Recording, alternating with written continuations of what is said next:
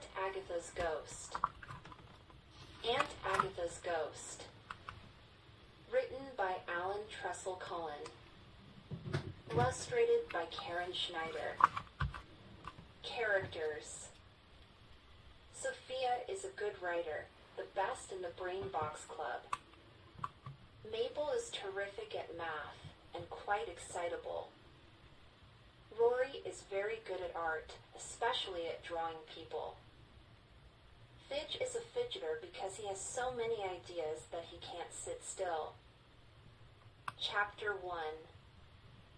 The Brain Box Club. I'd better begin by introducing us all. We're all in the same grade at school and sort of hang out together. The other kids call us the Brain Box Club. Sometimes they make fun of us because they think we're a bit nerdy. We don't think we're nerdy, though. We just like doing puzzles and solving mysteries and stuff like that. There are 4 of us in the Brain Box Club. I'm Sophia, only everyone calls me Soph. I'm the best writer in the club, so I get to write about all the stuff we do. Then there's Mabel. Her real name is Maria Abalescu, but that got sort of squashed together to make Mabel. Mabel is the math was a nerd class. Fidge is another member in the Brain Box Club. His real name is Stuart Farmer, but we started calling him Fidge because we got tired of hearing our teacher say, for the 100th time today, Stuart Farmer, will you stop your fidgeting? Yes, he does fidget a lot, but that's because he has all these crazy ideas for inventions and stuff like that inside his head. We call him our why don't they expert. That's because he's always saying things like, why don't they package sliced bread in a roll like toilet paper? Then you could hang it up and just tear off a slice when you needed it. Or, why don't they number the days of the year from 1 to 365 instead of having some months with 30 days and some with 31? That way, we wouldn't need any months at all. And kids wouldn't have to learn how to spell hard words like February and December. Then there's Rory. He's the best artist in our class. Rory's very good at drawing pictures of people too. So that's the Brain Box Club. We wanted to have exciting adventures. And we had a big one at Rory's Aunt Agatha's place when she thought her house was haunted. Chapter 2. A Ghost in the House. Rory's Aunt Agatha lives in the oldest house in our town. It was first built by Rory's great-great-grandfather, Reginald Price, the famous explorer. He was always rushing off on expeditions to Africa and the Antarctic and the Amazon in search of ancient treasure. No one really knows if he ever found any ancient treasure, but there are all kinds of stories about it. Some people believe Reginald hid treasure in the house. Now Rory's Aunt Agatha lives in the house all by herself. She's pretty old and the house and garden are very run down. Half the lights don't work and at night you hear all kinds of creaks and groans. Rory's family thinks that Aunt Agatha shouldn't be living by herself. Rory's father says she'd be so much better off living with her sister. She needs the company. Rory's mom says, the poor dear. She really is awfully lonely and very forgetful. But Aunt Agatha loves the old house. She brought up her kids there and she doesn't want to leave it. Then something strange happened last week. Aunt Agatha phoned Rory's parents in a great state. Ghost, she cried. I've got a ghost in my house. It waits until I've gone to bed and then it comes creeping through the house. I have to sleep the whole night with the blankets over my head so it can't see me. It's terrible. That's it, said Rory's dad.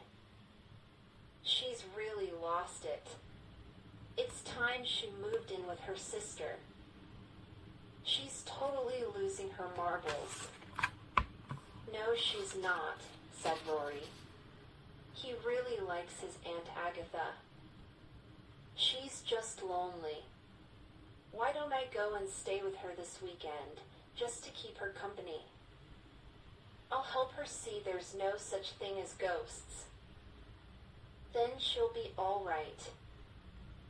I don't know, began Rory's mother.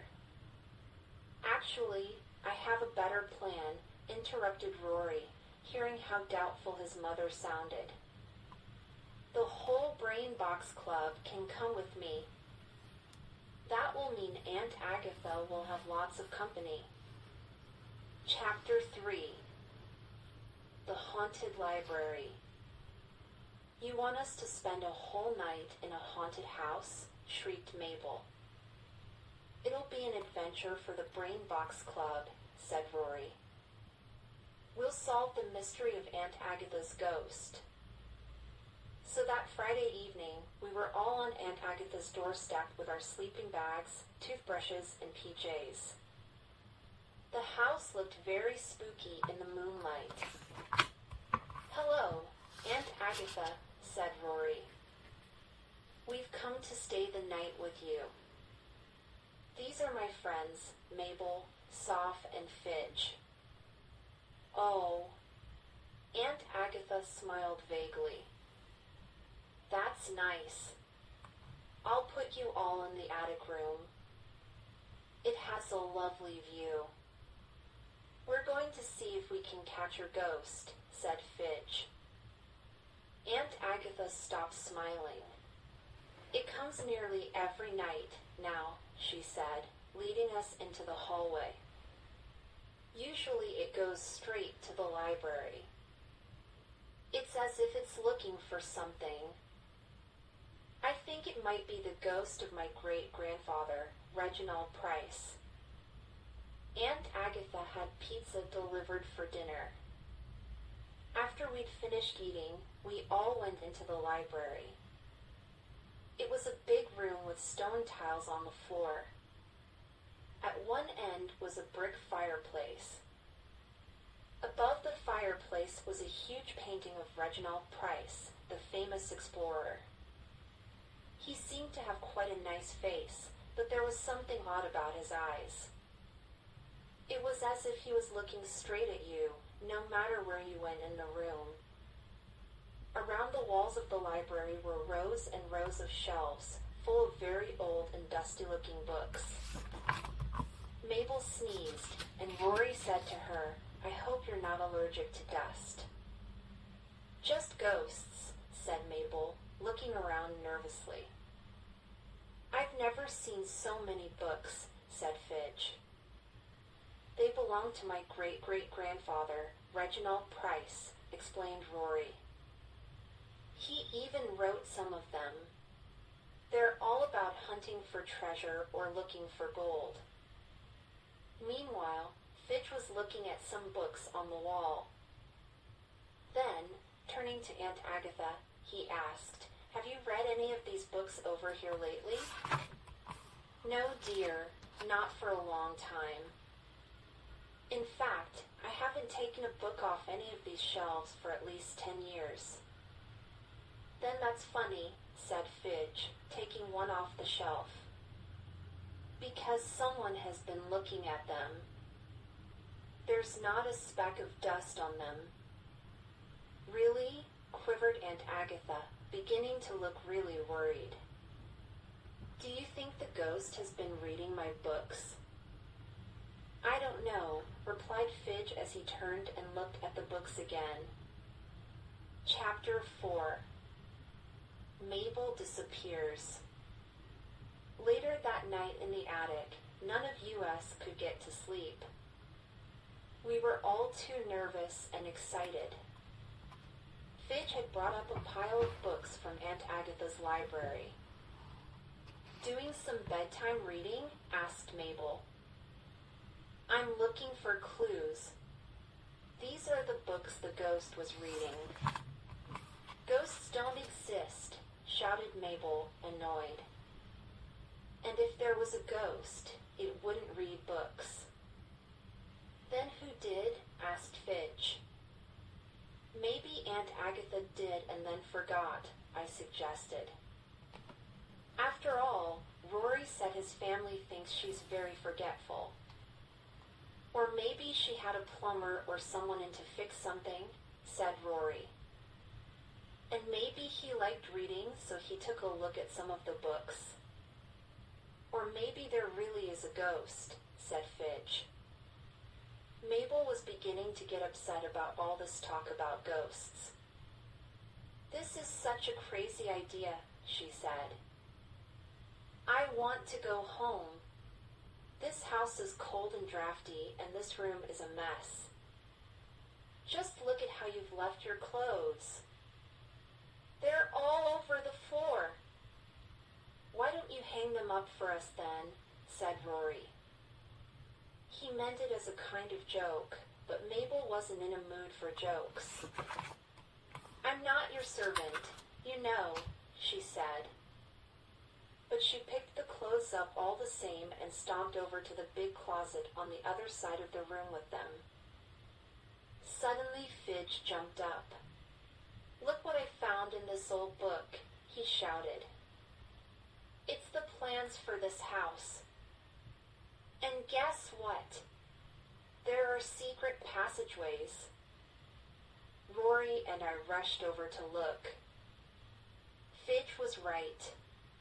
Secret passageways were marked on the plans.